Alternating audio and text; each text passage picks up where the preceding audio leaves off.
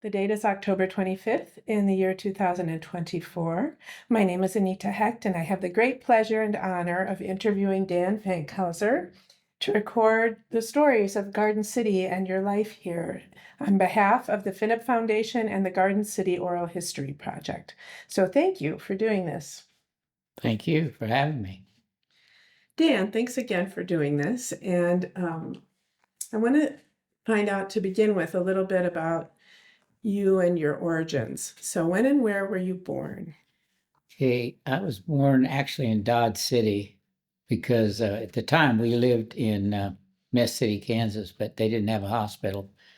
So I was born on February 29th, 1944. So I'm a leap year baby.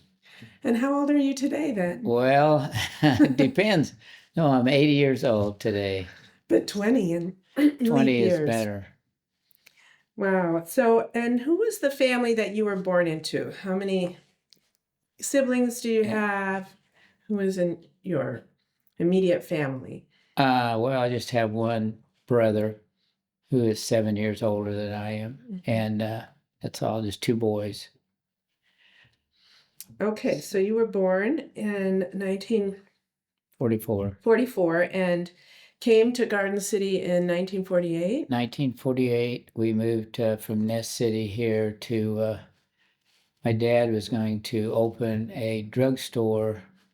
It's a Walgreens drugstore in Garden City. And I think it was the 5th drugstore built in Garden City.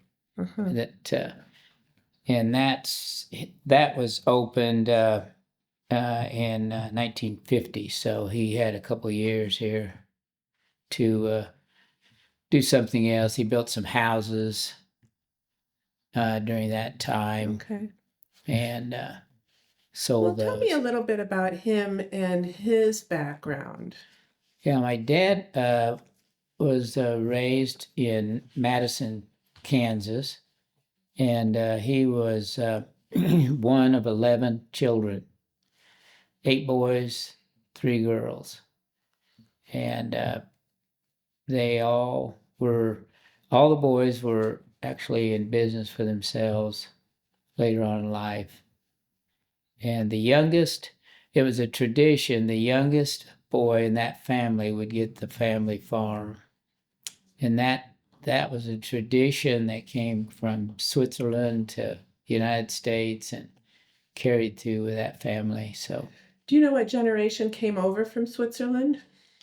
not exactly. It was probably in 1700s to 1800s, but in that time frame.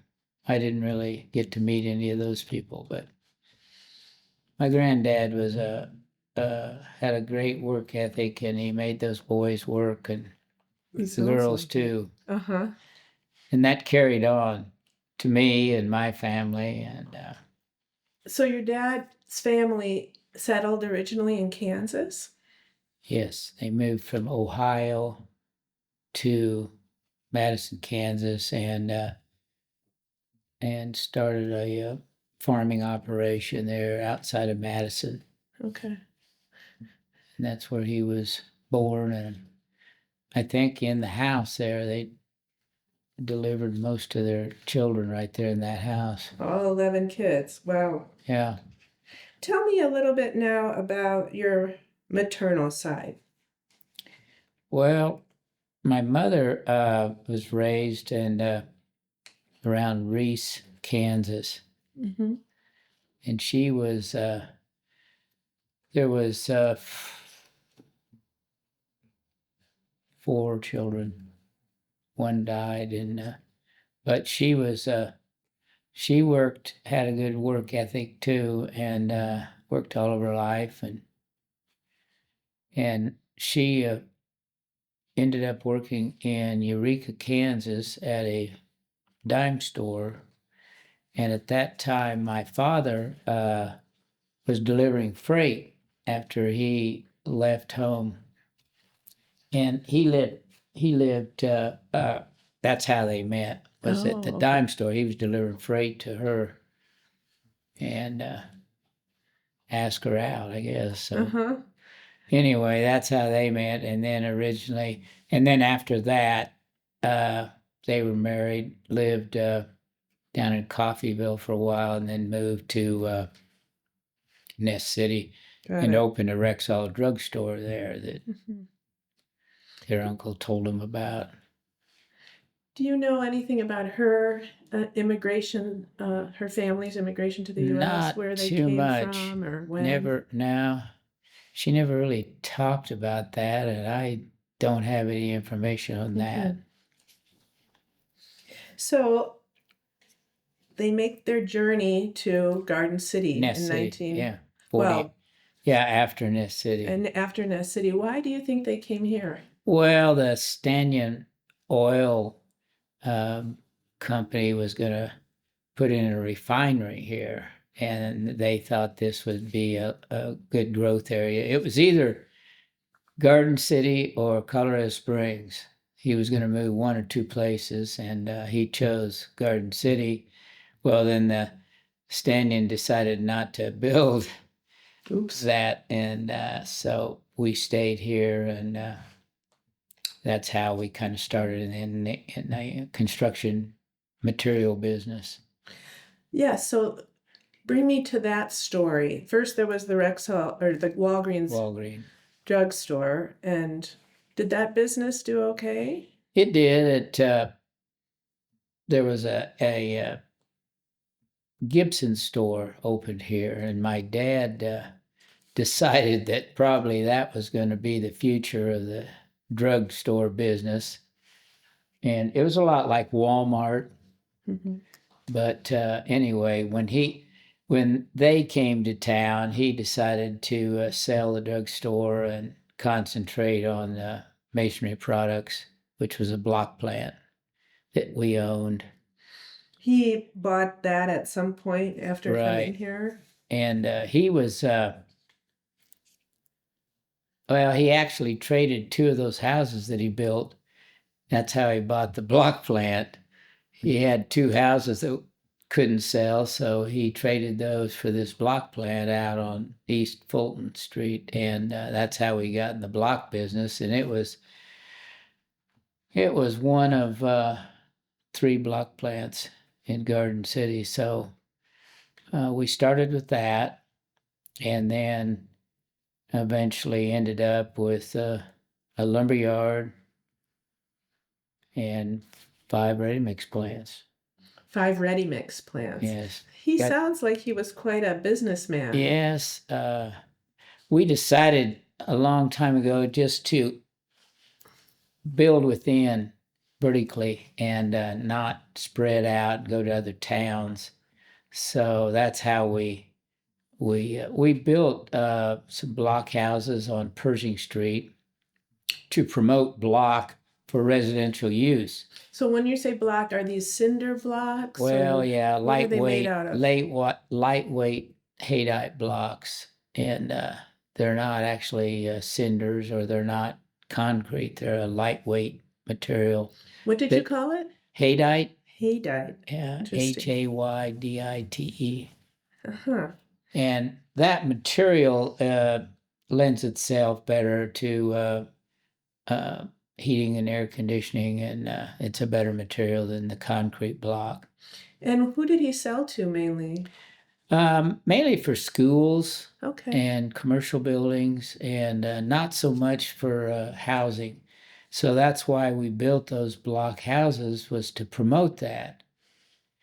And doing so, we found out that we bought a lot of lumber for the roof, for the doors, and windows, and so he wanted to buy building materials, lumber through masonry products. Well, the wholesalers would not sell to us because we weren't a lumber yard.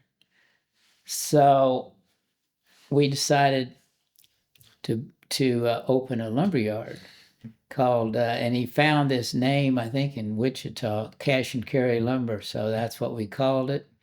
And we built a warehouse and had a office, and all of a sudden we were in the lumber business. And then later on, we got into the ready mix. So when you say we, how old were you as all this was happening? Well, I was probably 12 years old, Okay. something like that, when they brought, the started the lumber company. Well, actually, that was in the block plant days, and then the lumber yard. I was a little older, but Okay. I worked there, but I didn't So you grew up in this Yes, business. I did. Uh-huh. And at some point, he also acquired ready mix plants. Well, we started our own called Concrete Industries. Okay. And so that was for mixing concrete Ready mix, yeah, that to for use foundations, and that's when we sold everything, put it on the market, and sold that in 1996. And Dick and I, my brother, had a company that we had started back in 1968 called Rental Enterprise, and we started apartments and all that. And we started that business right after I graduated from college and came back to Garden City. And was that building rental units or just No, buying them? we were just buying Okay. rentals, and we would we actually borrowed that money from the cash value of 2 life insurance policies on my folks, because for the down payment. That's how we started that company.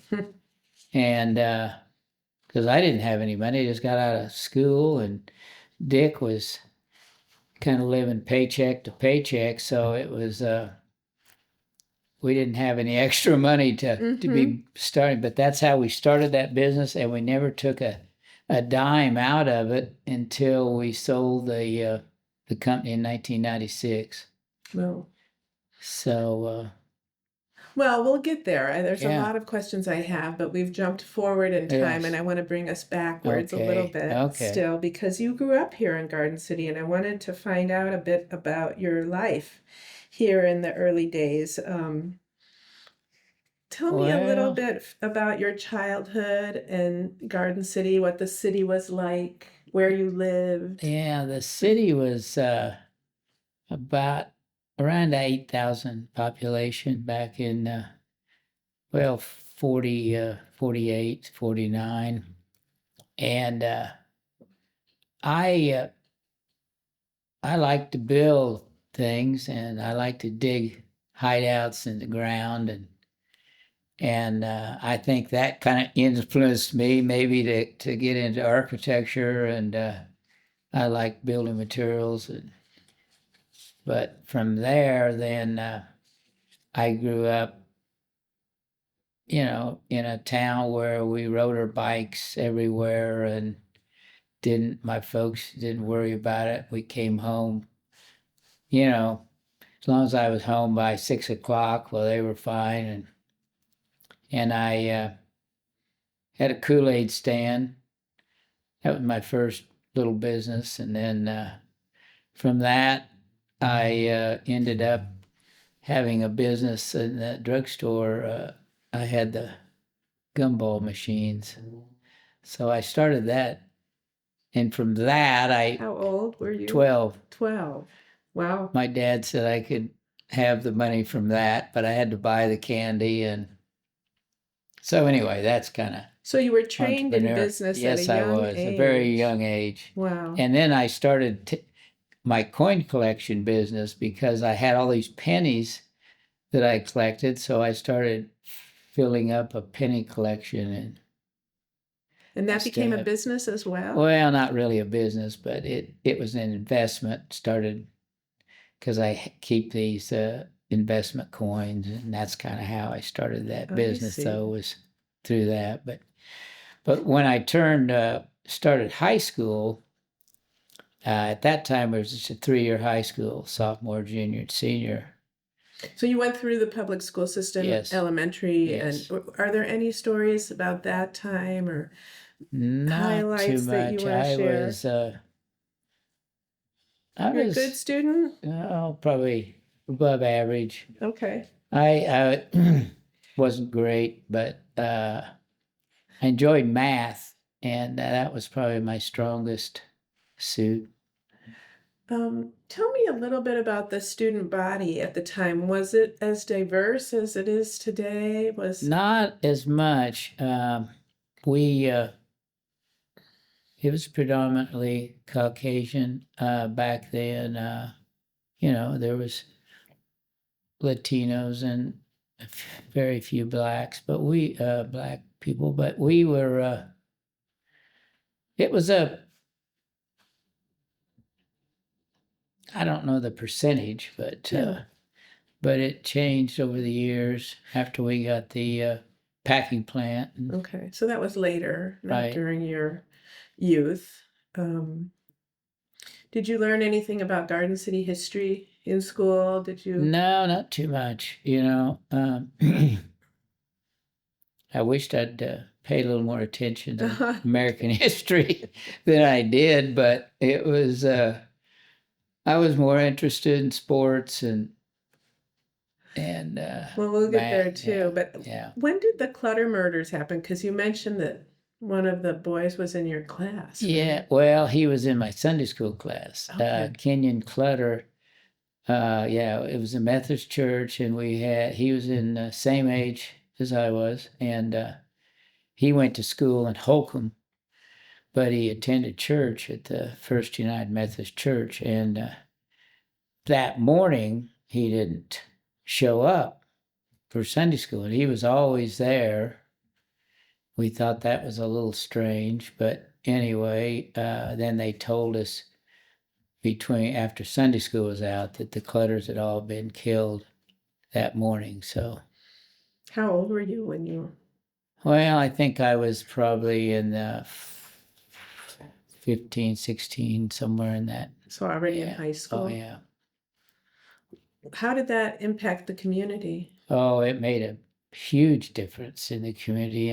Just in our business, people, didn't lock their homes at night. We never did. And after that, we started selling deadbolts because everybody wanted to lock their front doors. And we didn't know whether this person was still in the community or, who it was. And it made a big difference the way people lock their homes.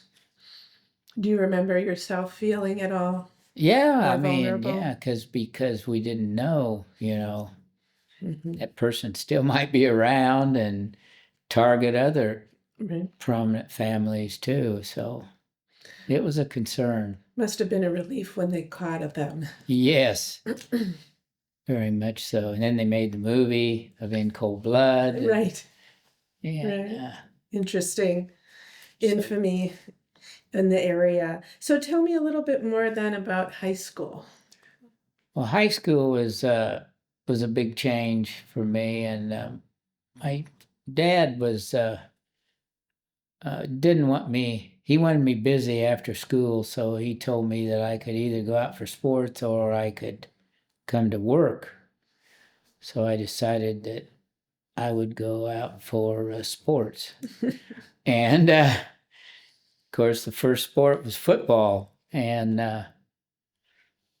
I was 125 pounds and went out. In about 2 weeks, I decided I better talk to the coach because I was the littlest guy on the team. So I went in and talked to him, and he basically told me not to worry about it, to get out there and do my best.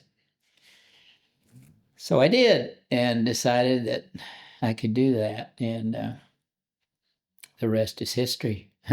Well, tell us for the record Well, about your team. I just became pretty aggressive, and they nicknamed me Bullethead. That's how I got that name. And from there, then I became the co-captain of the team my senior year, and ended up we were undefeated that year, and that's the last undefeated football team at Garden City High School, 61, 62. 1961. Wow. Yeah. So We had a good team, and I learned so much from that experience about myself because it was more than just football for 3 years. It was, teamwork. It was be aggressive in your life, and you can do anything you put your mind to, and that's really what changed my life. And I went on and completed 5 years college at Kansas State, and then came back to Garden City, and I had a 5-year internship because I was in architecture, and worked for a local architect for 5 years or 3 years, and then went into the family business. Just for the record, what was your position on the team? Outside linebacker on Outside defense. linebacker. Did you play football in college? No. You gave it. I was not big enough for that, Yeah. but it's just amazing what you can do if you put your mind to something, and that's really helped me all through life. Were there other things you did for entertainment as a teenager? How did kids? Well, I don't know. We Were there festivals or movies? we had there was races? seven of us. We called ourselves the Magnificent Seven. So we had a good time, and but I went through, played, I did some, went out for the wrestling team and golf team. So I stayed busy after school. And when you went off to college, excuse me, did you see yourself always coming back here? Yes, I did, and I wanted to be part of the family business. I grew up with it. I understood building materials, and so that was my plan to once I got my internship out of the way. And then, of course, that was about the time Vietnam was, they were, drafting everybody. So I decided to get into the Army Reserves at that time, and served 6 years in the Army Reserves. And when I got out as a second lieutenant. So what years were those? Well, that started in '68.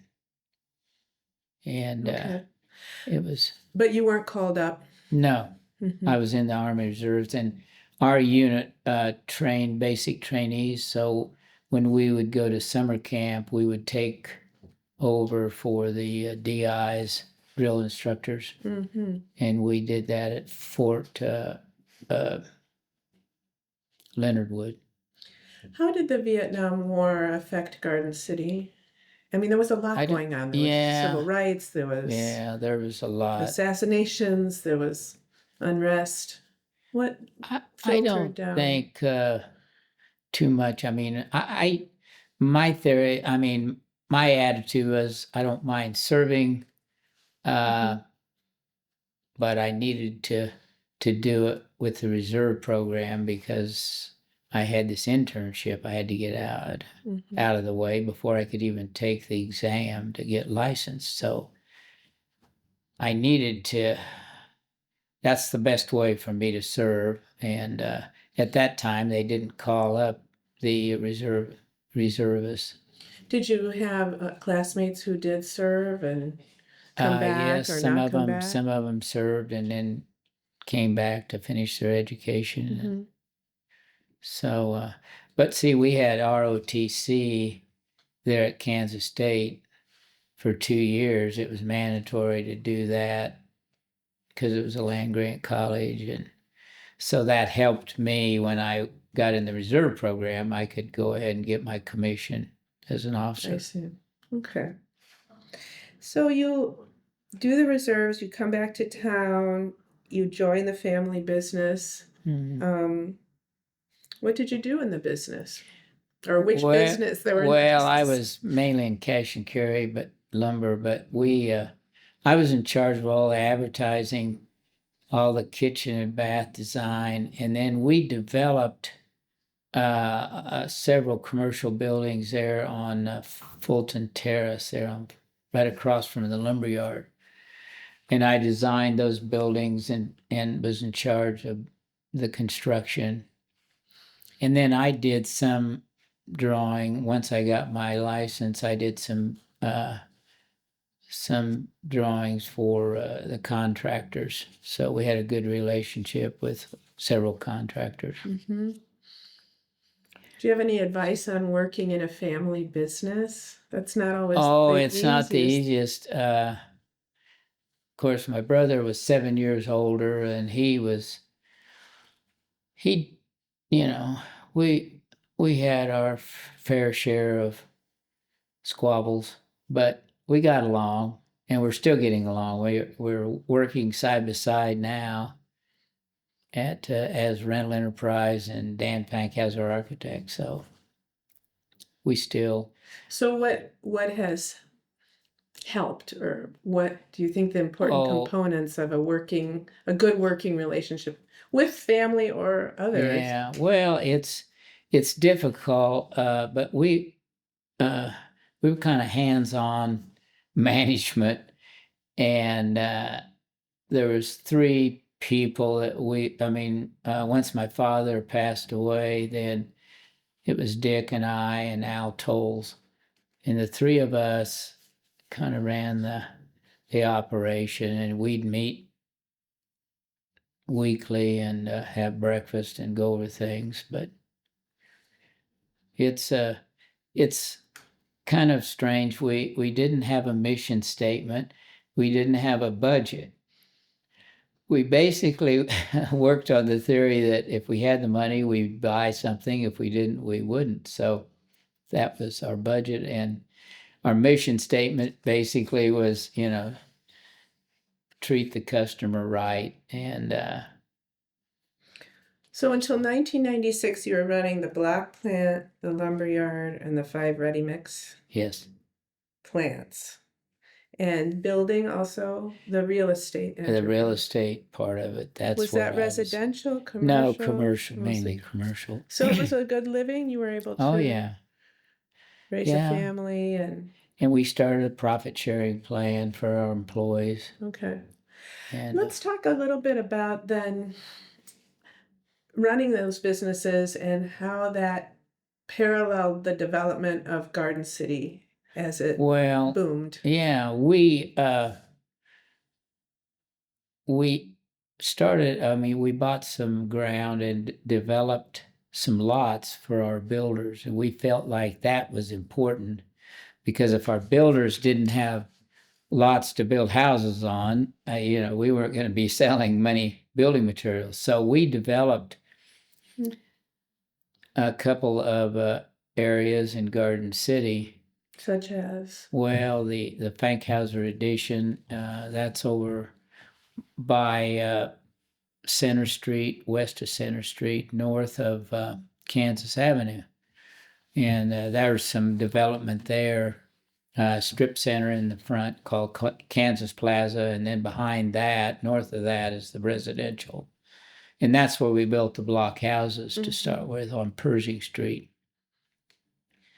So we felt like that was important, and still do, that it's beneficial for us to develop lots. Mm-hmm. And you had, by then, the packing plants had moved in, and there was an influx of workers. People, and we built there. There was a lot of apartments built. Mm-hmm. So it was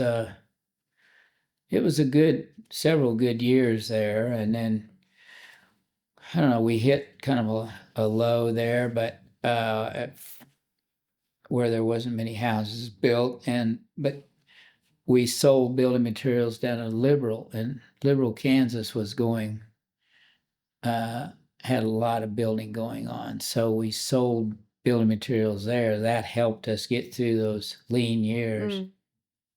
How did Garden City change? Just the physical layout and the Well, population? What were the it basically grew to the east, Mm-hmm. and but being on the city, and I was on the city commission for 9 years, and we built the new shopping area east of town, and it was that was developed because of our pull factor of outside business outside the Finney County, and they determined that by your sales tax.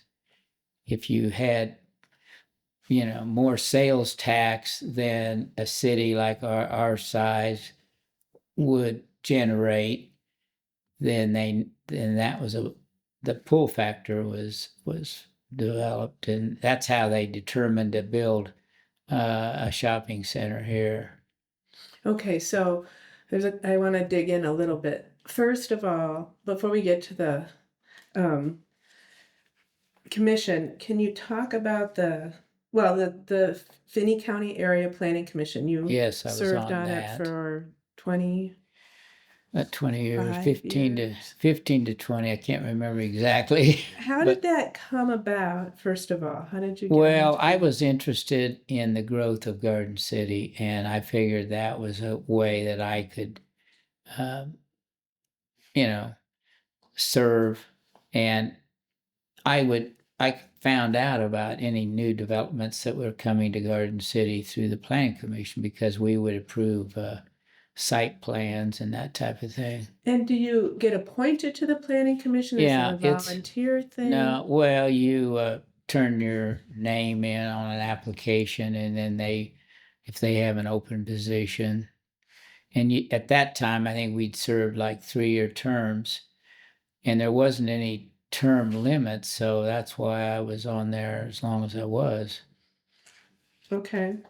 And so you So, would meet monthly, yes. and look at proposals? Proposals, plats they would bring in, new developments. Right.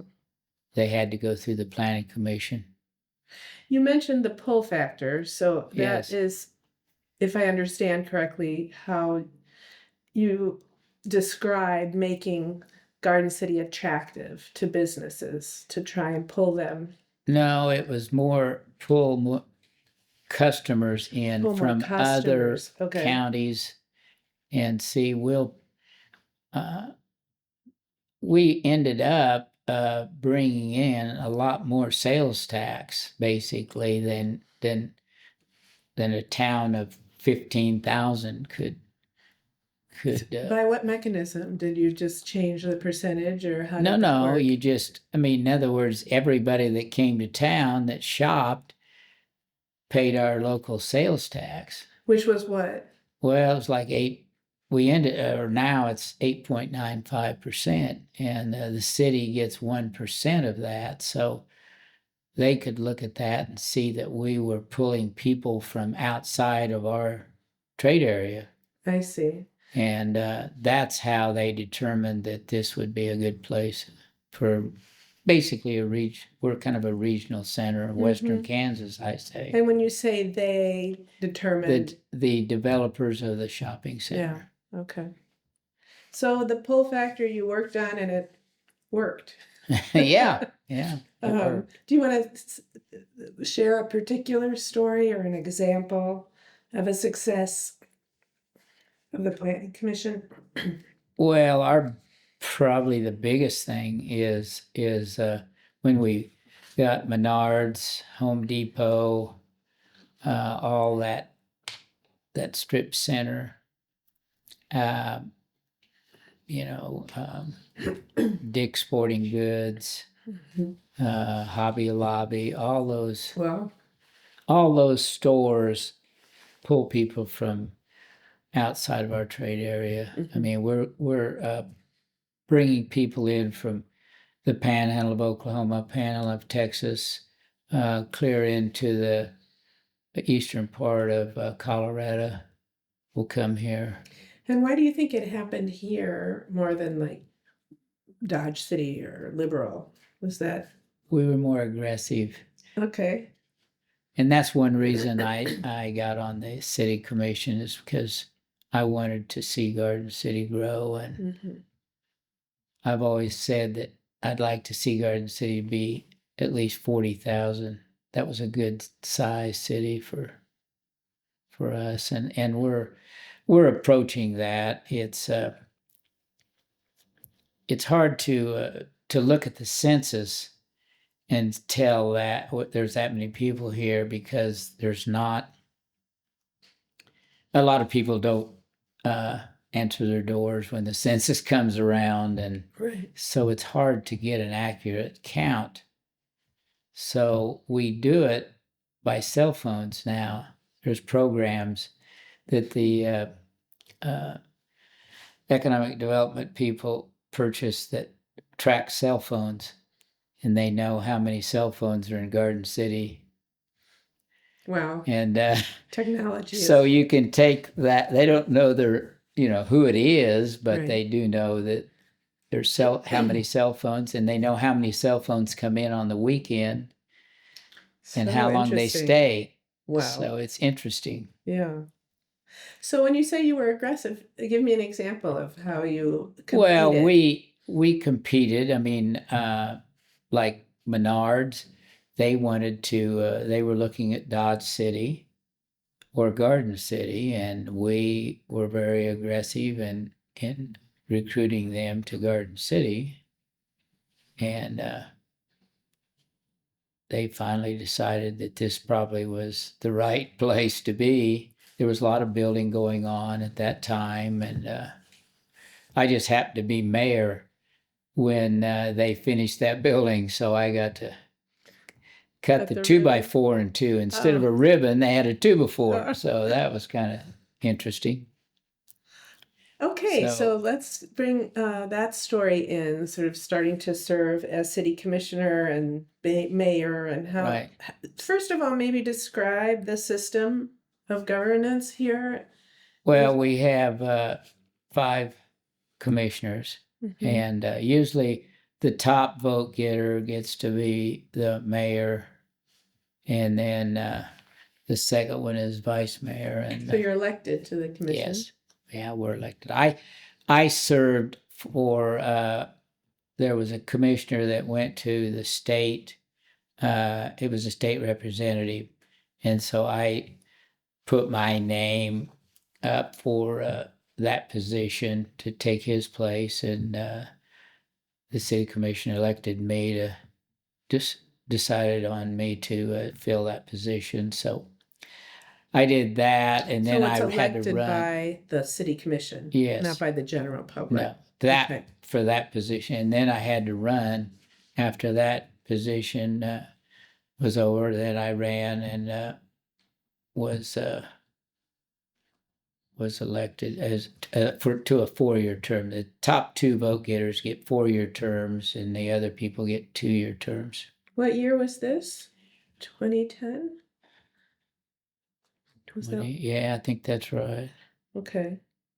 So by then, what was the environment here? I mean, you had sold the family businesses. Right. Yeah, we'd sold, and we were, like Dodge City was, they had the casino, and they had built a convention center over there, and so they were pretty aggressive at that time, and I knew that Garden City needed to do a little better job. And so that's when a lot of this had been in the planning, but it ended up I ended up being part of the finished project, so to speak. Okay. So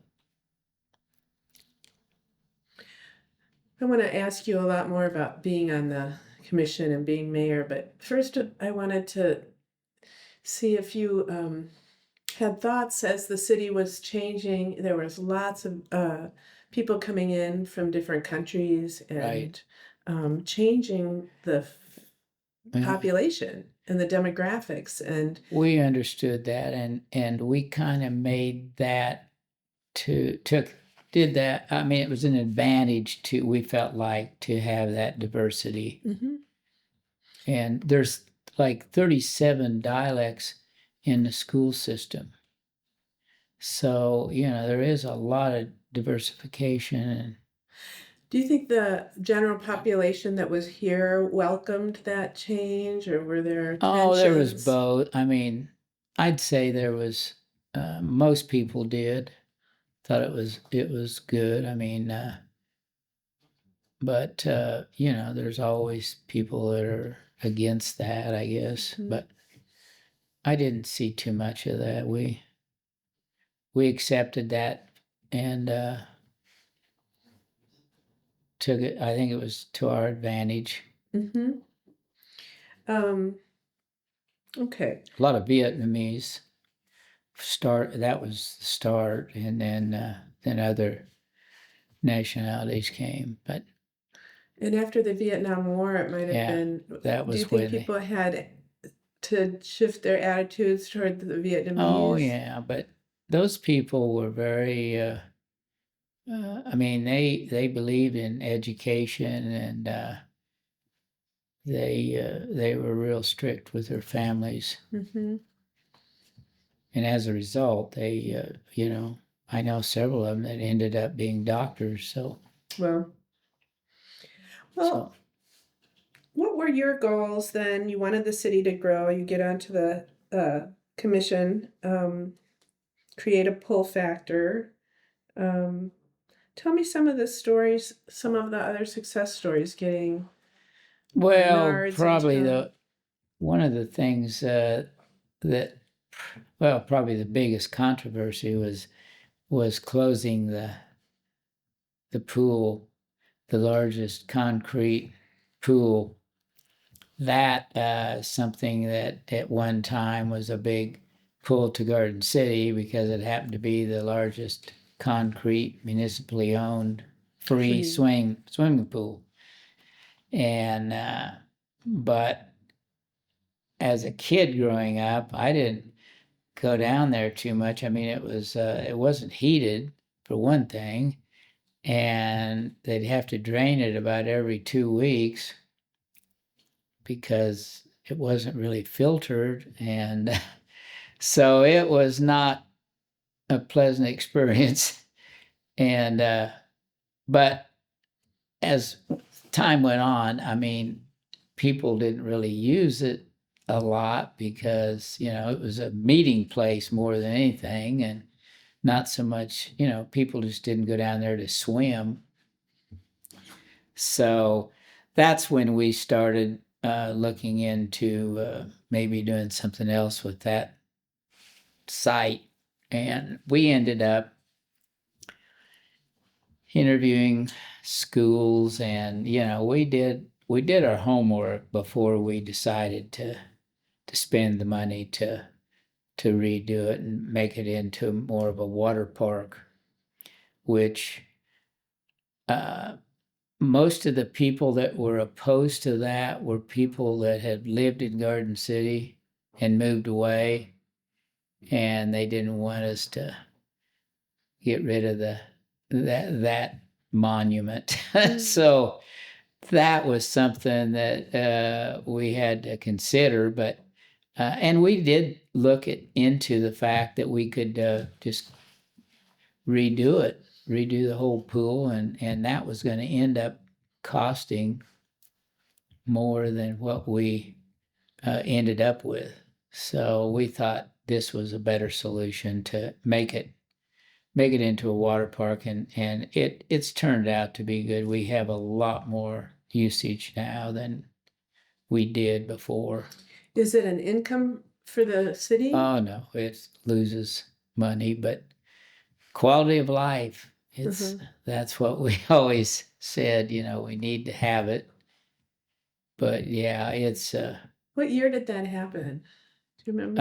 about 4 or 5 years ago we started that project, and then it's been open at least 2 seasons, I think. Okay, so it's 3. new. Yeah, So it's the new. municipal pool closed recently, or it was. Yeah, I mean, we had to close it for that year, a whole Mhm. year, and basically demolished it, Mhm. and then started over. So I imagine that was kind of a major Yeah, it dispute. was, and I got a lot of people talk to me about that, and I mean, I understood. I mean, I grew up here. I knew what that. It was a big draw for many years Mhm. because people just wanted to see it, if nothing else. But we had a lot of problems with it, and there was cracking, and it leaked a lot of water, and Okay. so Did this happen while you were mayor? yes, it did. So tell me about your terms as mayor, because you had 2 terms. terms, Yeah. and yeah, tell me about being the mayor and how that came Oh, about. I mean, I enjoyed it. I had the same city manager for that whole time that I was on the city commission, Who was that? Matt Allen. Okay. And so I knew Matt for several years before that, and we got along, and it was kind of strange because we would take a personality test, to kind of see how we all would get along, and it was kind of interesting to see. I was more the aggressive type person than some of the others, but we all got along, and we didn't always agree, 5 of us, but we didn't take it personally. And Talk about how the role of mayor was different than sitting on the commission. right. What were Well, yeah, I don't know. I mean, the mayor is of course runs the meeting, and then we have to give the state of the city address through the Chamber of Commerce once a year, and so you have other speaking engagements that if you're just on the commission, you don't have all those duties. But I mean, it was fun, and of course we had a communication department that helped you write speeches and mm-hmm. that type of thing. So I didn't have to do a lot of that. But Do you set funding priorities? oh yeah, you had a budget.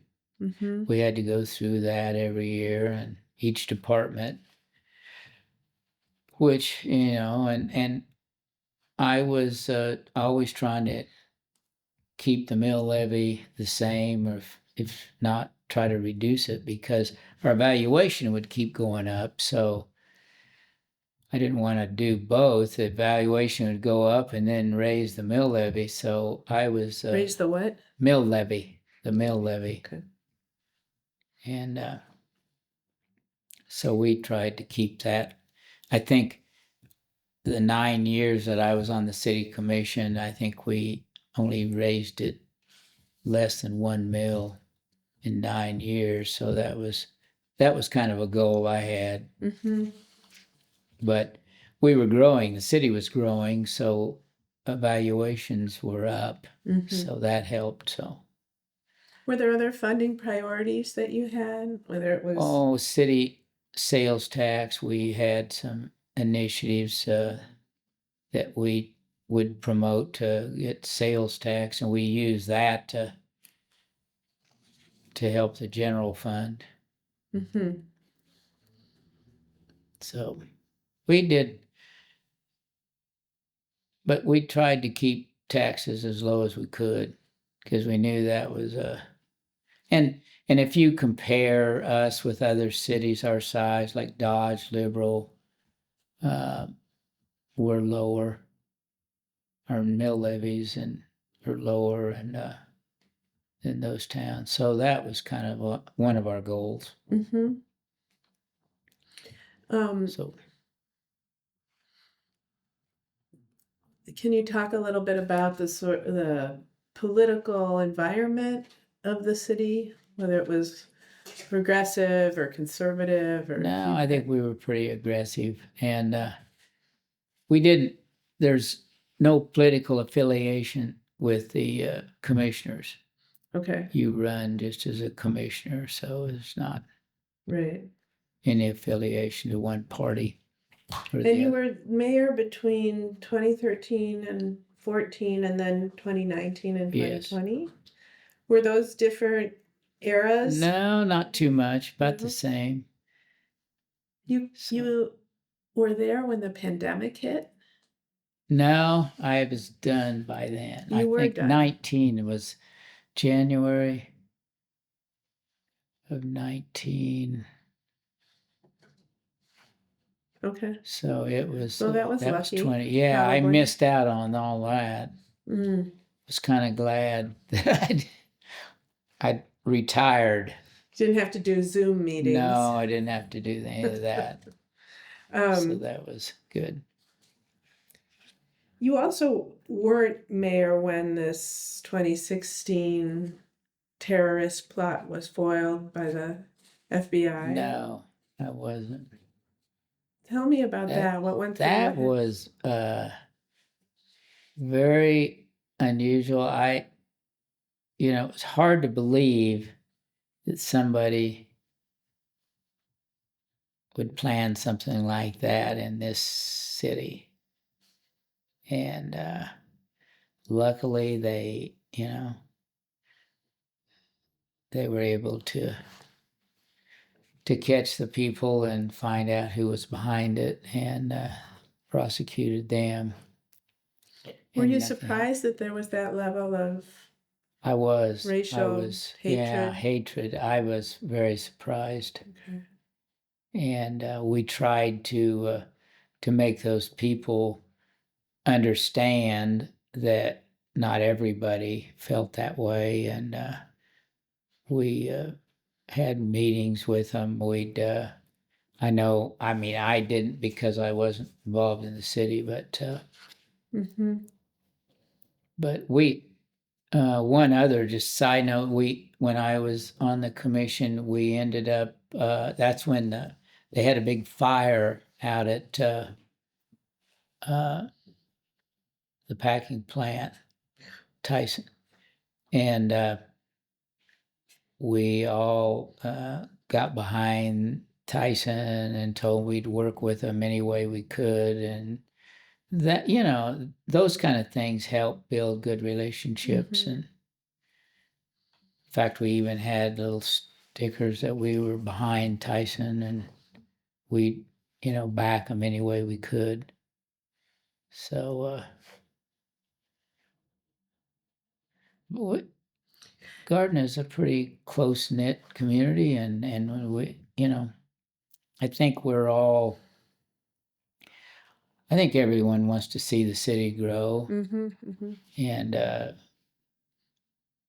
a I think right now our biggest challenge is housing, and we're addressing that Mm-hmm. to some extent. Do you think that the packing plants and the big industry do enough to contribute to Yeah, housing they and do. I worker? mean, they make I well-being? mean, it's a good wage for Mm-hmm. people that work there, and they contribute monetarily to on projects, Mm-hmm. and it's they're good partners. I'm So- curious what advice you have or about leadership. What makes an effective leader? You've led the commission now, you've led several businesses, I think you have to be a good listener. I think sometimes that, and sometimes I have a little problem with that myself, but I try to listen to people and their concerns and make sure they understand that they have the whole picture. Sometimes people hear things and they don't know the whole background, and I try to explain that to them. I mean, I had people that would come in and complain about our taxes are too high, and I explained to them, well, let's look and see what Dodge City and Liberal and all these other towns, and our taxes were less. So, once you explain this to people, I mean, they understand. And, I'm just like everybody else. I don't want to pay any more taxes than I need to. Mm-hmm. So, I understand their concern, but sometimes you have to explain to them that we're not that, we're less than other Mm-hmm. cities. So, and once you do that, people understand. And I think you have to be a good listener and Mm-hmm. let people know that you understand their concerns. And once you do that, I think that helps. And how about managing people on the commission or disputes or differences of Well, opinion? you just, you can't take it personally. I mean, you have to explain your reasoning, and sometimes we didn't agree, but that doesn't mean that I don't like you because Right, you right, voted against what I wanted to vote. right. And it worked out, and we got along. It sounds much less divided than our Yeah. country. Oh yeah, we Yeah. could. That's what we need in this country is a little more give and take. I mean, it's not about winning every time or losing. I mean, you have to work with people and understand that people have different views, and but you can work with them. Experiences, right. Yeah, and you can get along. Were there other events? So we talked about this 2016 plot. Were there other things that stand out in your mind as highlights or lowlights in Garden City history of the years? Oh, I Developments that you saw in the schools or yes, the yeah. different departments that Oh, you one thing funded? was that was a big controversy was the high school. At one time we talked about building 2 high schools. We needed a new building. We'd outgrown the present high school, and of course, I'd gone through all K through 12 here, and so I understood uh, all of about that, and I was against 2 high schools. I felt like that it would divide our city Hmm. too much, and I just felt like that it'd be better to have one high school. And even though it's a large high school, 2,200 students, but I think it was the right move, and I think it doesn't divide your city like Lawrence and Salina, and of course Wichita. I mean, that's quite a rivalry between schools, Mm-hmm. and I think it tends to kind of divide your city. You had 5 children? No, well, through a second marriage, Okay. I had 2 myself, and then my wife has 3. So And they all went through the. no, they grew up in Lakin, Kansas. But the 2 So, but here, my 2 all went through K through 12 here. how was their experience different than yours growing up? Oh, I think it was about the same. I Was mean, it? it was a more diverse community than it was when I went to school. But other than that, I think they got a good education Mm-hmm. through that. Just not as good a football team. That's right. Um, That still bothers me a little, that we can't have a good winning team. But maybe you need to coach yeah, in your retirement. I'd probably like that, but I'm too old for that now. Have you ever thought of living anywhere else? Not really. Not really. I like it. I did live in Woodland Park for a few years, but I commuted back and forth. Mm-hmm. But I like the size of this community, and I've always liked it here. And Garden City's been good to our family. And you've been active in different community organizations aside from the Yeah. business world. Tell me about some of Well, that. Chamber of Commerce and also Lions Club. I'm a blood donor with Red Cross. I've always felt like that's important. Mm-hmm. You were And, past director of the bank, the Garden and City. then I was a director on Garden City State Bank. We started a bank, a de novo bank, basically started from scratch. Huh. Do you have any stories about loans you remember approving Oh or yeah, projects? yeah. We'd have several that we would talk about, and but we started out in a trailer mobile bank, so that was a little hard to get people to deposit money into a trailer. But then we built a building, and we had a very successful bank, and we ended up selling to KCB, Kearney County Bank. What kind of projects did you all take on, or loans did you? Oh, it was commercial, and we did residential. We did ag loans. We Mm-hmm. pretty much did it all. I mean, it was and then some of the car loans and that type of thing too. I'm Retail. amazed you've sort of have a master's in business administration from the real world. Yeah. You really learned. I liked it. Uh-huh. I liked marketing. That was kind of, I don't know, for some reason that was. Have you used your architecture degree? Oh yeah, I'm still active, and even to this day, I'm still doing projects, mainly commercial, some residential, but mainly commercial. Doing the actual design work? Yeah. Wow. And what do you see in the future? What's coming up?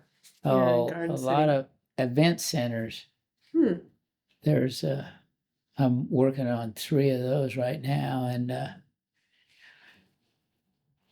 that seems to be something that people are interested in for weddings, and they have weddings there, and all kinds of celebrations.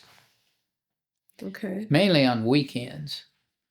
I think you also mentioned there's some new housing development slated. Yes, Tell me about that. Well, there's some housing and apartment buildings and that type of thing, and some commercial industrial type buildings out on 83 and 50, that corridor out there.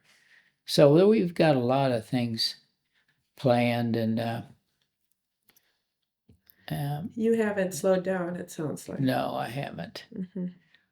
I'll probably stay this way as long as I live. I enjoy it. I like the challenge. Well, and your mom lived to 100, almost 102. She was. So you've still got a lot of years in you. I hope so. Okay. Yeah, my brother's 88 and I'm 80, so we still go to work in the morning at 7. Wow. So what do you think you're most proud of in all that you've done? Oh, or some of your favorite? Probably just seeing the growth of Garden City is, I feel like, I've had a small part in that, and it's good to see how, we become the regional center of Western Kansas, and that makes me really proud of Garden City and what we've accomplished over the years. and I think we've got some more growth. Really, I mean, it's you look at from Wichita to Pueblo. I mean, I think we're probably one of the biggest towns and most aggressive cities in that area. Are there certain problems that concern you or that you think Garden City is facing? Oh, probably water is the biggest concern that I have. I mean, we're an ag community, so water and irrigation is very important. As far as the city, we have a lot of water rights and that's something that we've been real aggressive about, keeping plenty of water rights so we have water for our community, because there's like Hayes has a problem with water. It's becoming Colorado Springs, they have water restrictions when you can water your grass. Wichita just went through this because of they get their water from Cheney Reservoir, and that was a problem. So I think communities that have plenty of water will flourish. But if we, as the aquifer continues to deplete, I mean, it's going to be harder to irrigate crops, and we've got to find ways to irrigate and save as much water as we can. So, the sprinklers, the circles, they've improved that. They don't have the evaporation that we used to have. So by flood irrigation, that wasted a lot of water. So and then of course they're developing, K-State's developed a lot of new varieties too of technology will save us. Yeah. Well, yeah. We'll see. AI. AI. Let's see if it can make water for us. I don't know about that. That might be a stretch. That might be a little bit of a stretch. Anything you would have done differently? Would you, as you look back, I don't know, not sold the family businesses or anything? Are there things that you think about as mayor you would have done differently, just retrospectively? No, I think I can't really think of anything. Okay. I think we, it's not easy to get, especially retailers, to come to Garden City. They think it's too small a market, and you have to do a pretty good selling job, because they look at Garden City and say, well, there's not enough population here to justify a restaurant, and some restaurants, and you have to explain to them that we pull a lot of people, probably in the neighborhood of 200 to 300,000 people from the surrounding areas. I mean, if you go out to any Sam's Club, Menards, Home Depot, and drive through the parking lot, you'll see a lot of cars from other counties and other states that come here. So, and when they come here to shop at Menards, they usually eat here and fill up their cars and gas, and so it helps us a lot. And the Sports of the World complex, which is under construction now, that's going to pull a lot of athletic events for kids. And I've always said parents will follow their kids anywhere, but they won't come out here for a convention. They won't drive across the state to come to Garden City, but they will if their kids are playing in a basketball tournament. Interesting. So I've always felt like it's more important to have those kind of facilities than it is a convention center. Okay. So, and I know there's people that don't agree with that, but it's just my feeling. And I've lived here all my life, so. Sounds very So, smart to me. Like well, you yeah. have a career, you could have had a career in marketing. Well, yeah, that's why I say I like marketing, but Yeah. they didn't offer that when I was going through college. Uh-huh. Well, is there anything else that I haven't asked you that you want to talk about on any of these subjects? Topics. I think we've covered a lot, and I don't think I have anything else that I could address. Well, thank you so much Well, for letting me interview you. You bet. It's been I've very enjoyed it. informative. I've And enjoyed it, and I wish you the best. thank you. Thank you.